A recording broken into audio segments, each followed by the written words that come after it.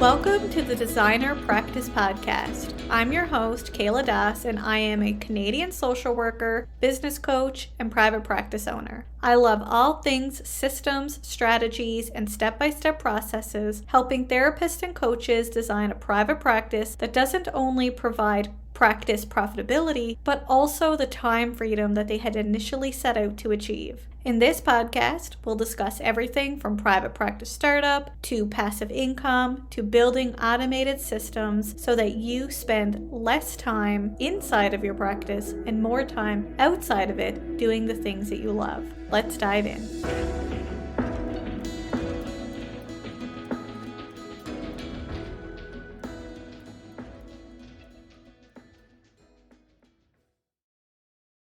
Welcome back to the Designer Practice Podcast, and I'm your host, Kayla Das. In today's episode, I'll be speaking with Susan Friesen, brand strategist and owner of eVision Media, who is going to share how to define your private practice brand's identity, and she's going to give us some steps for creating a brand strategy so that you position yourself through your brand and connect with more clients. Hi, Susan. Welcome to the show. I'm glad to have you here today. Thanks so much for having me on your podcast. It's such an honor to be here and be able to share with your audience some valuable insights that will help them stand out and attract more clients. Amazing. So please introduce yourself, where you're from, and tell us a little bit about what you do and who you serve. Yeah, I'd be happy to. So I am located in a little tiny town called Hope, BC. We're about 2 hours east of Vancouver. And 20 years ago, this year, in fact, I started eVision Media as a full-service branding, website, and digital marketing boutique agency. And we focus primarily on helping female-owned, service-based businesses. And of course, we do love our male businesses too, but I do have a soft spot for us fellow females who often don't have the support or the guidance that they need and what they really want when forging into the world of entrepreneurship. So that's kind of why I'm very passionate about what I do. And so over the years, I started off as a me, myself, and I one-woman band. But over the years, I have built up a team of 10 people who all specialize in different areas of online marketing. So I am a brand positioning strategist, but we also have programmers and graphic designers and SEO, SEM specialists, copywriters, content marketers, social media marketers, and basically general hand-holding tech and support that we're really well known for. So we really do build lifelong relationships with our clients, and we feel like we're always a part of their team. Fabulous. So brand identity. Tell us a little bit about what a brand identity is and also what isn't it? So brand identity, yeah, most people think that a brand identity is a logo and maybe their website. But as we know, it's so much more than that. But many times we just kind of forget about all those other elements. And they're really, really critical when it comes to creating a proper brand positioning strategy that will actually get you more clients. So at the end of the day, brand positioning is how you come across to your ideal clients and what their perception of you and your business is. So it's this big thing that we need to pay attention to. It's basically everything and anything to do with your business. So yes, from a visual perspective, we've got your logo, your website, and all of the marketing materials, everything that visually would represent your brand. But there's also the communication part of it, the audio and the text and what people hear as far as how you are coming across with your brand. And then there's also the tactile part of it. So this is most important if you're selling a certain widget or something like that. So that's how the touch and feel of your brand. And then what I find is most overlooked, but the most important and the most fascinating part about brand identity is the visceral response. And that is that immediate first impression, is that sense, that feeling that we get when we encounter any part of what I was just describing as part of a brand. So if it's somebody who sees your logo, what are they feeling? What's that visceral reaction? If somebody comes to your website, what's that visceral reaction that they're getting? Because that is what people are paying attention to. They are feeling, is this the right place I'm at, or is it not in the right place? And if it isn't, boom, they're gone. It doesn't matter if you are a life altering, you could make all the difference in the world to that person. If they haven't sensed that you are capable of fulfilling their need and delivering what you are promising, then they're gone and you've lost them. It'll be very, very hard to get them back. So at the end of the day, it's your promise to your clients and how you keep that promise and how you portray that promise to that ideal client base that will convince them that you are the best choice that meets their needs. And that is all based on trust. And there you go. That's a nutshell of what brand positioning is. That's amazing. We're definitely going to come back to that visceral response because I think that's super important. But before we do, I'm curious on why it is important for private practitioners to have a strong brand identity. How does that help them in their private practice? Well, you know what? It's actually super important. And it's based on what I was just mentioning, that brand identity, brand positioning is all based on trust. Now, somebody in a private practice arena, whether you're a coach, a therapist, a counselor, you have to have trust. Like if you have not been able to build trust before you have a working relationship with that person, they're not going to hire you.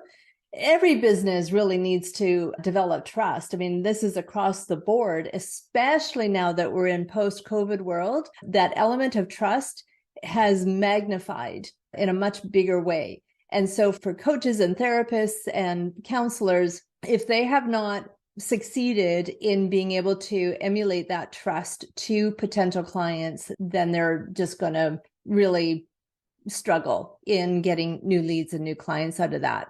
So by understanding the key elements that come up that are encountered in a brand identity and how those key elements resonate with your target audience, that's what's going to set your business apart from your competition. So it's all about understanding those key elements and how to create them in a way that will build and create trust with your target audience.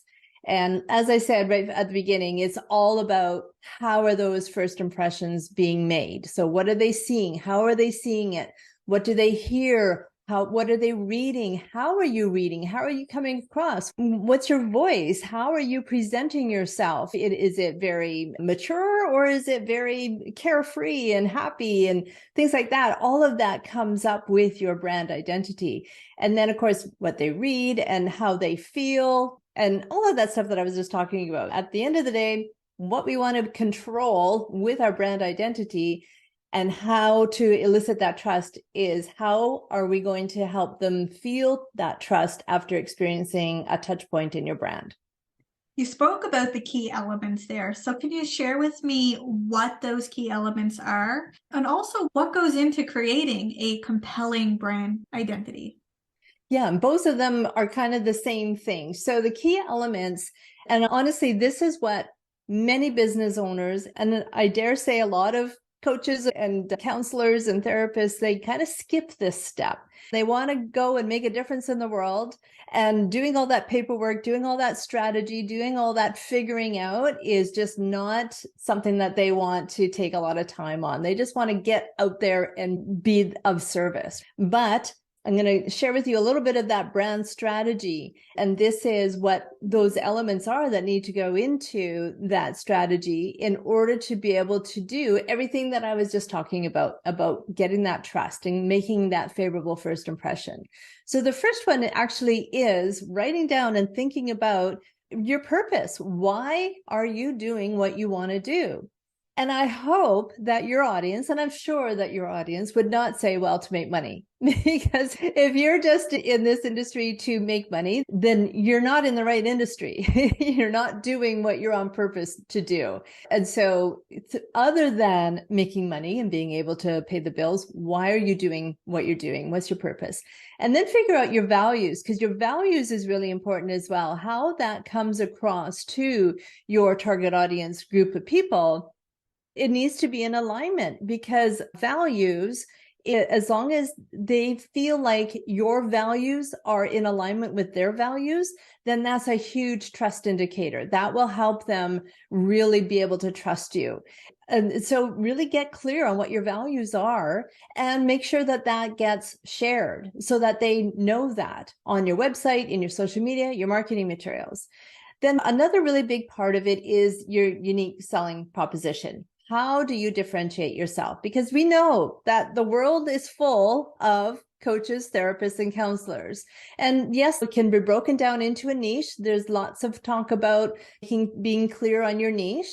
And then once you've figured out that part, how do you separate yourself from other people who are kind of going after that same market? And I'll talk a little bit more about that if we have time, because I think that's it's a deep subject. And again, I think it's something that people tend to skip over. They'll say, oh, well, nobody else does exactly the way I do it, therefore I don't have competition. And that is actually really wrong. That's not the way to think about it. But carrying on, your brand story is also part of that key element. And this is your why. Yes, you've got your purpose, but also your deeper why. Why is that your purpose? And really understanding where you're coming from and the transformation that you want to create and why do you want to create it, why you're so passionate about it. And then from all of that, you create the visual identity. And this is where we get into the logo and the website and your brand and marketing materials. But it's so important that part of that is consistent. So having a consistent brand messaging strategy is super important, because if you're using one color in this area and on social media, it looks completely different and your website is something else, then that inconsistency will also create distrust, because they will think you are all over the map and that you are not at all in that space of mind that can help them. So being consistent across the board in your messaging, in your story, in your visual way that you come across is critically important. And then also, I guess this is all part of the purpose and the why, but really understanding what your gift is to the world. What are you here to give? And it's not about what are you here to take. And so that's why I started everything off with, if you're just here to make money, then dig deeper, because you're here to give and make a difference and really get crystal clarity on what that is. So ultimately, everything needs to have the intention of building trust and gaining credibility and demonstrating capabilities that will make a transformation in their clients' lives. And all of that strategy, all of that thought process needs to get to that ultimate goal of coming up with that blueprint, that foundation that you can use to build your business upon.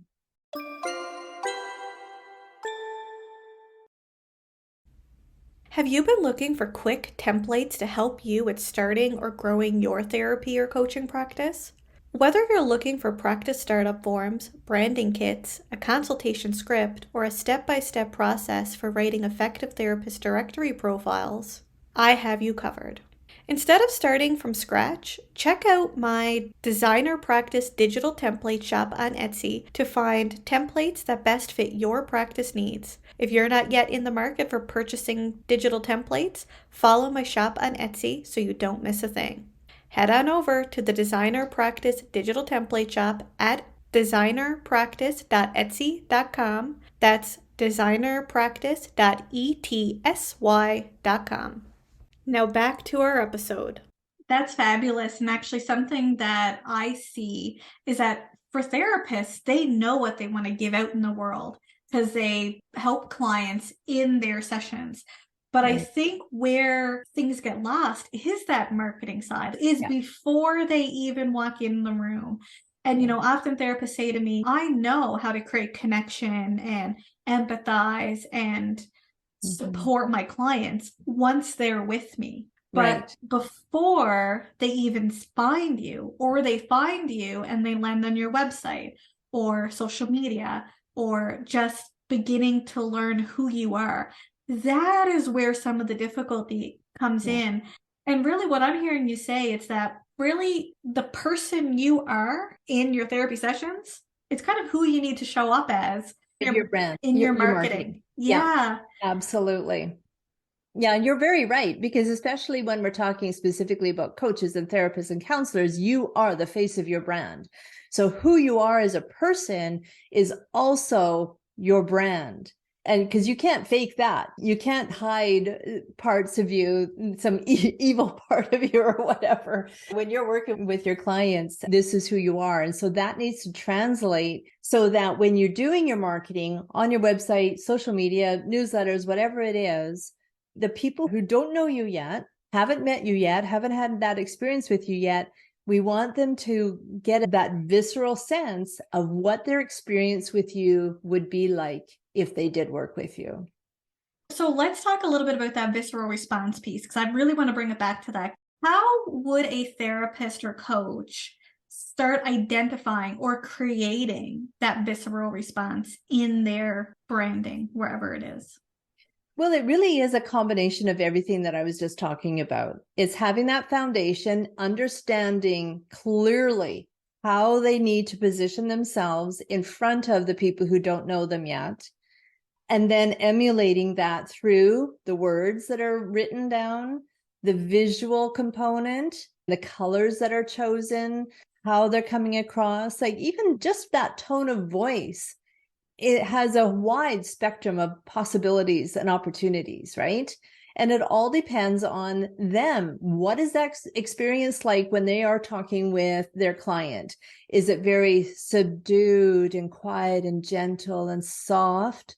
Or is it, okay, let's get going? Is it rah, rah, rah, cheer, cheer, cheer kind of a voice, right? And that kind of voice needs to go and translate into the written part of how you come across.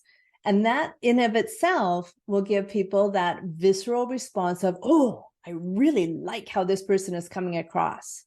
And then, of course, from that pure marketing perspective, we also need to make sure that we are identifying what they're going through and what's the outcome. What do they want life to look like after they have worked with you? And you talked about that, the empathy, right? They understand empathy. And so that empathy needs to come through as well, right? So that when somebody is reading a website page, for instance, they can say, oh my gosh, they get me. They understand exactly what I'm going through. And that really is that visceral response, right? They feel it first before they articulate it. Yeah, I agree 100%. So tell me a little bit about how you bring your clients through creating a branding strategy. So what I do is, and I've worked with a lot of counselors, coaches, and therapists, so I understand that they have a mission in life, they have a purpose in life, but they have no idea how to come up with this brand strategy. And they have to, unless they're by some miracle, people are just knocking on their door, which is really a miracle.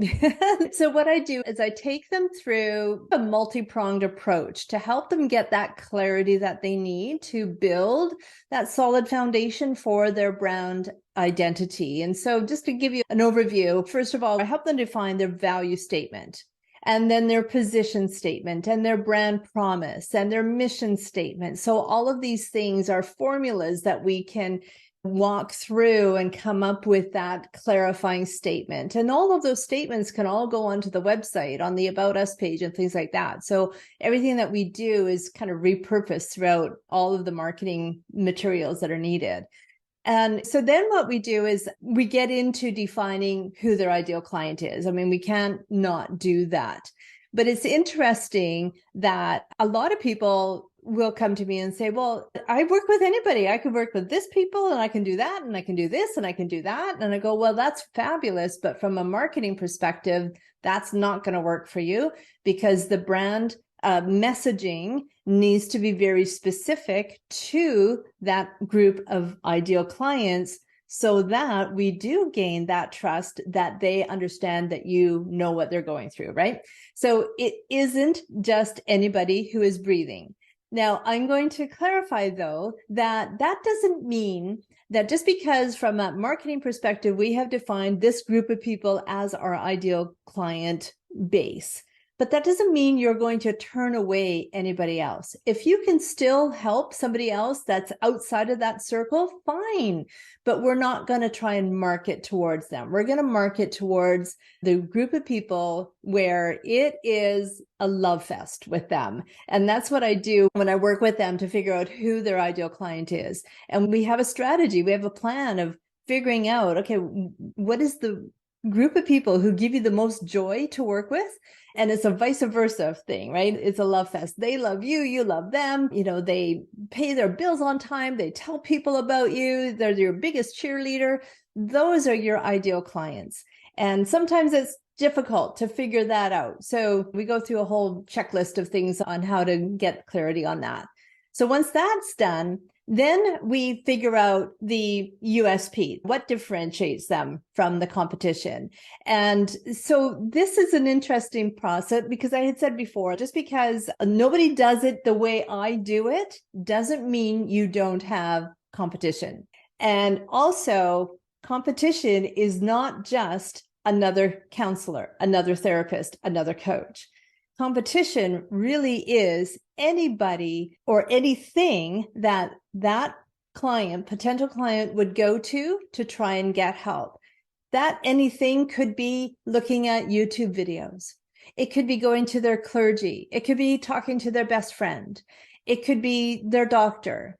The possibilities are huge. So we have to get into their heads and think about what alternative would they go to if you didn't exist. And then in the marketing materials, then that's where you would define, okay, this is what differentiates me from them. So we have to really be careful about understanding who that USP is.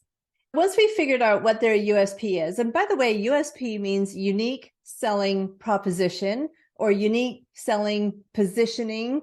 So it's basically at the end of the day, how are you unique? How can we set yourself apart from others who can solve the same problem?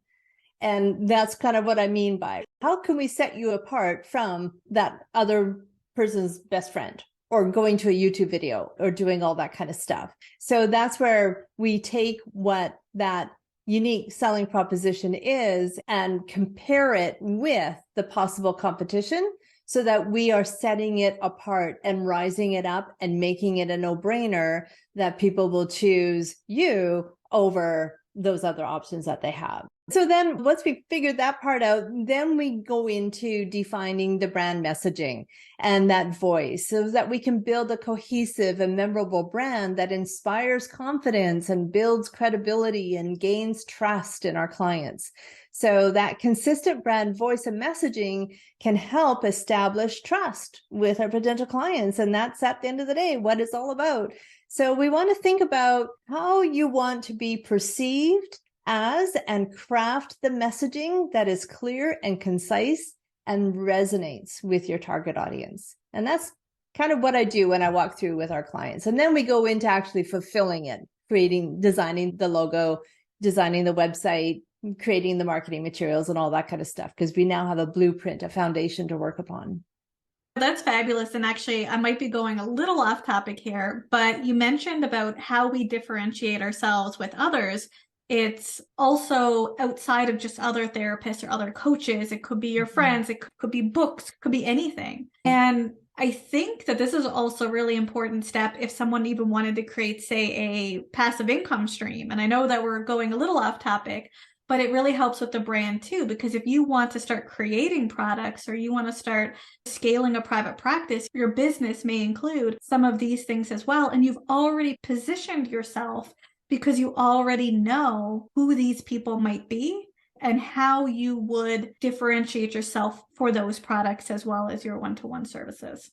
Absolutely. It's all hand in hand, right? If you have your one-on-one services, but anything else that's branched out from there still needs to resonate and be consistent with the brand. Because unless you really want to attract a completely different target audience with your passive income stream, then you're going to want to have that brand consistency in place for any marketing and brand positioning for those extra items that you create. Absolutely. So you have a free guide as well to help listeners bring these steps a little further.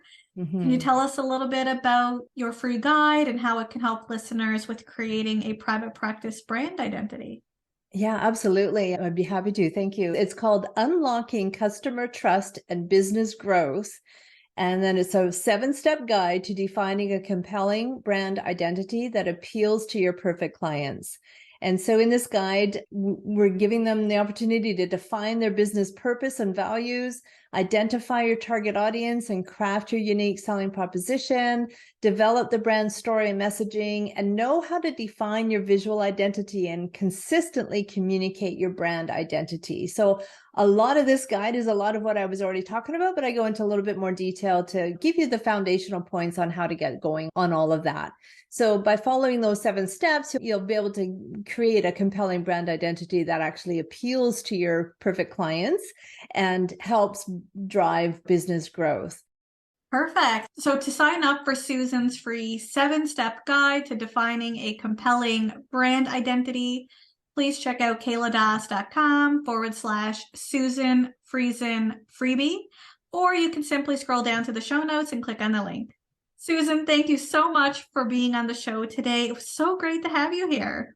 Oh, it's my pleasure. Thanks so much for having me on.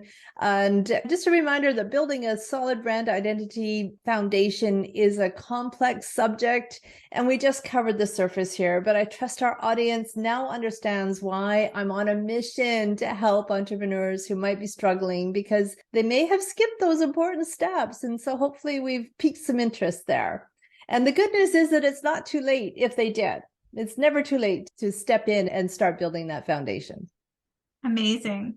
So thank you everyone for tuning into today's episode, and I hope you join me again soon on the Designer Practice Podcast. Until next time, bye for now.